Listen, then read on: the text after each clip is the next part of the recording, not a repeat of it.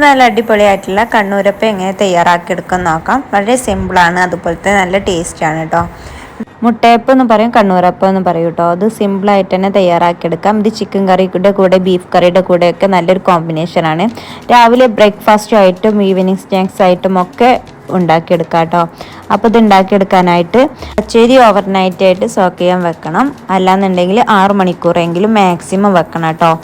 എന്നിട്ട് വെള്ളത്തിലിട്ട് വെച്ച് നല്ലവണ്ണം വാർത്തെടുത്തിട്ട് അത് മിക്സിയുടെ ജാറിലിട്ടിട്ട് നന്നായിട്ടൊന്ന് മിക്സിയിൽ അടിച്ചെടുക്കണം. നല്ല നൈസായിട്ട് അടിച്ചെടുക്കണം കേട്ടോ. നെയ്യപ്പത്തൊക്കെ അടിച്ചെടുക്കുന്ന ആ ഒരു രീതിയിൽ വേണം അടിച്ചെടുക്കാൻ. ഇനി അതിലേക്ക് കുറച്ച് ചോറ് കൂടി ചേർത്ത് കൊടുക്കണം. അപ്പം തലേന്നകത്ത് ചോറുണ്ടായിരുന്നു കേട്ടോ, 2 ഗ്ലാസോളം ചേർത്ത് കൊടുക്കുന്നുണ്ട്. തലേന്നുള്ള ചോറാണ് ഏറ്റവും ബാറ്ററൊക്കെ നന്നാവാനുള്ള ചാൻസ്. അതന്നെ ഇട്ട് കൊടുക്കണം. പിന്നെ അതിലേക്ക് അല്പം ഉപ്പും അല്പം വെള്ളവും ചേർത്തിട്ട് നന്നായിട്ടൊന്ന് അടിച്ചെടുക്കാം. വെള്ളം ചേർക്കുമ്പം ഇളം ചൂടുവെള്ളമാണ് കേട്ടോ ചേർക്കാൻ. നന്നായി അടിച്ചെടുത്തിട്ട് മാവ് ഒരു ബൗളിലേക്ക് ചേർത്ത് കൊടുക്കാം. എന്നിട്ട് അതിലേക്ക് അല്പം മൈദ കൂടി ഇട്ടിട്ട് നന്നായിട്ടൊന്ന് മിക്സ് ചെയ്യാം. മൈദ ഇടുന്നത് ചെറുതായിട്ടൊന്ന് കുറുകി വരാനാണ്. അതും കൂടിയും കൂട്ടിയിട്ട് നന്നായിട്ടൊന്ന് മിക്സാക്കി വെക്കാം. അരമണിക്കൂർ റെസ്റ്റ് ചെയ്തതിന് ശേഷം ചുട്ടെടുക്കുക. ചുടാൻ വേണ്ടിയിട്ട് ചട്ടി നന്നായിട്ട് ചൂടായിട്ട് അതിലേക്ക് അല്പം ഓയിൽ ഒഴിച്ചു കൊടുക്കണം. ചൂടായി വന്നാൽ നമ്മൾ അരച്ച് വെച്ചിട്ടുള്ള മാവ് ഓരോ തവി ഒഴിച്ചു കൊടുക്കണം.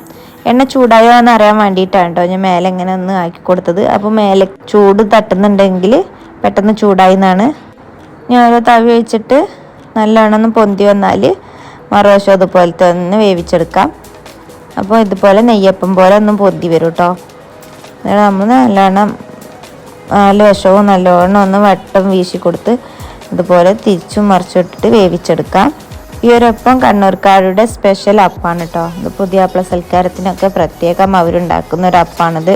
ചിലർ ഇതിൽ മുട്ട കൂട്ടി ഉണ്ടാക്കും, പഞ്ചസാര ഇട്ടിട്ടുണ്ടാക്കും കേട്ടോ. ചിലർ പഞ്ചസാര ഇടാതെ ചിക്കൻ കറിയൊക്കെ അങ്ങനെ ആയിട്ടുണ്ടാക്കും. പലഹാരമായിട്ട് ഉണ്ടാക്കുന്ന ആൾക്കാരുണ്ട് കേട്ടോ. മുട്ടപ്പം എന്ന് പറഞ്ഞിട്ട് ഇപ്പോൾ രണ്ടും 2 രീതിയിലാണ് ഉണ്ടാക്കിയെടുക്കുന്നത്.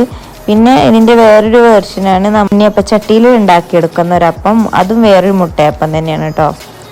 പല നാട്ടിൽ പല പേരിലാണ് അറിയപ്പെടുന്നത്. അപ്പോൾ അതങ്ങനെ എല്ലാതും ഓരോന്നായിട്ട് ചുട്ടെടുക്കുന്നുണ്ട്.